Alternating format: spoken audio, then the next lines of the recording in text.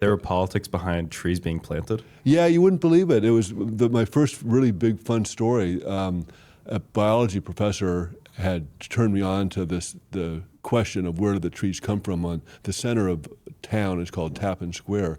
So I went to the went to the Oberlin Archives to track down the history, and that itself opened my eyes to the availability of documents.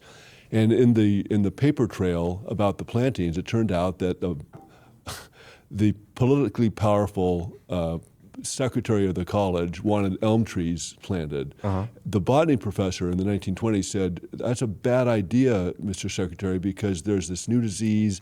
It's been found on the East Coast. It's called Dutch elm disease, and it's going to wipe out trees. And if you plant elms, they'll last for 10 years, and then they'll be destroyed." And the secretary said, "You stick to your butterflies, professor. We'll take care of this." So they planted the trees because of the internal political clout of the man who wanted them, and sure enough, they were beautiful until they were dead. So yes, there's politics behind everything. Is one thing that I did learn. Oh, that's interesting. I think the last time I read a political article about trees, it was like, or maybe not watched, it was or read, it was watched. It was like the Tucker Carlson talking about some liberal trees on campus. So that's really funny seeing that trees have always been a topic of politicization.